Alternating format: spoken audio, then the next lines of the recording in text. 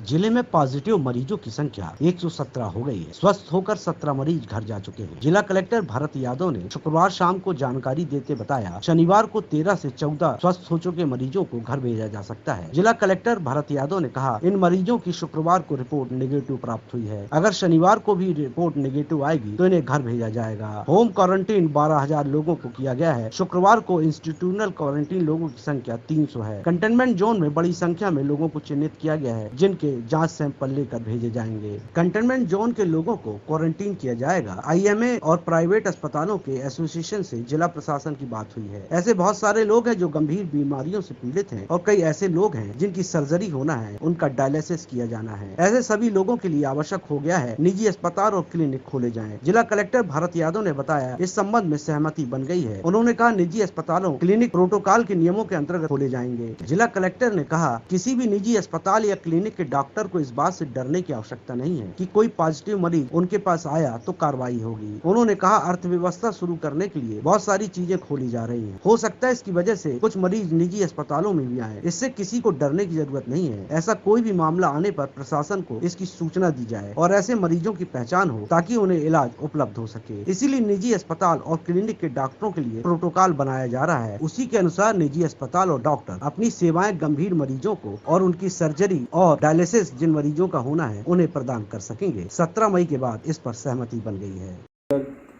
करीब 3550 सैंपल भेजे गए हैं। अभी रात में और भेजे जा रहे हैं और जिसमें अभी तक 117 सैंपल्स पॉजिटिव आए हैं और बाकी अभी तक 17 लोग स्वस्थ हुए हैं। कल काफ़ी बड़ी संख्या में लोग स्वस्थ होंगे।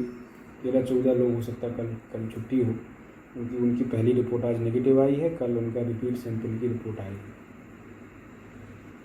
12,000 के करीब लोग होम क्वारंटाइन में हैं। इंस्टीट्यूशनल क्वारंटाइन में भी सुखसागर में और अन्य जगह करीब 300 लोग हैं।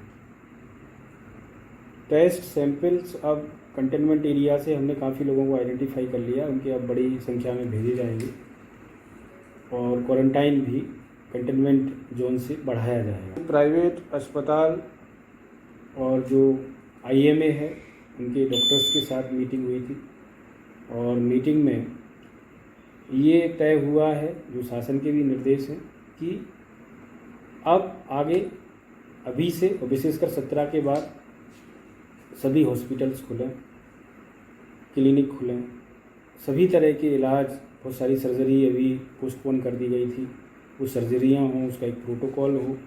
कोरोना भी चलेगा और फीवर क्लिनिक भी चलेंगे और सभी हॉस्पिटल्स में जो सामान्य इलाज होना है वो हों, क्योंकि अभी 2 महीने से बहुत सारे लोग जो कि गंभीर बीमार हैं, जिनका इलाज नहीं हो पा रहा है, वो इंतज़ार में है कि कब चीज़ें सामान्य हो और उनका जो इलाज होना है या सर्जरी होना है वो पूरी हो।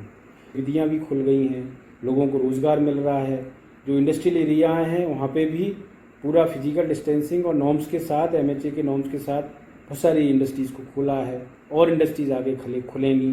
कंस्ट्रक्शन के काम खुल गए हैं और भी काम खुलेंगे, जिससे कि आर्थिक गतिविधियाँ शुरू हों, लोगों को अर्थव्यवस्था गति पकड़े, लोगों को रोजगार मिले और चीज़ें धीरे धीरे पटरी पे आएँ।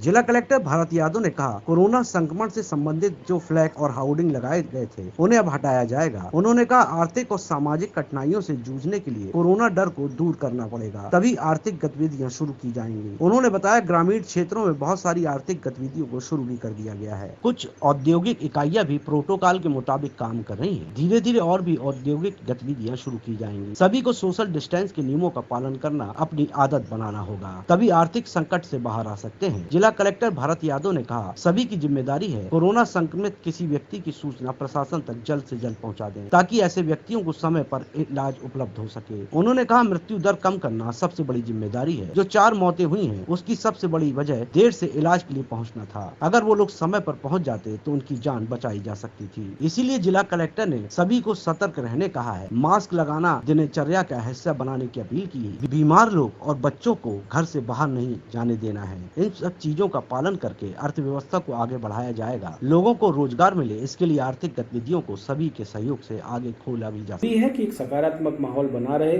कोई भी नकारात्मक माहौल ना बने। आदत में डाल रहे हैं हम मास्क पहनना, बाहर नहीं निकलना है, वृद्ध लोगों को नहीं निकलना है, बीमार लोगों को नहीं निकलना है, बच्चों को नहीं निकलना है, और फिजिकल डिस्टेंस 2 गज की दूरी बना के रखना है, स्व अनुशासन लगातार बनाए रखना है। ये हमारी आदत में आ जाए और हम दूसरों की आदत में डालें और अच्छी सोच के साथ सबको एक संबल दें, सबको मनोबल सबका बनाए रखें कि सब चीज़ें धीरे धीरे सामान्य हो जाएंगी।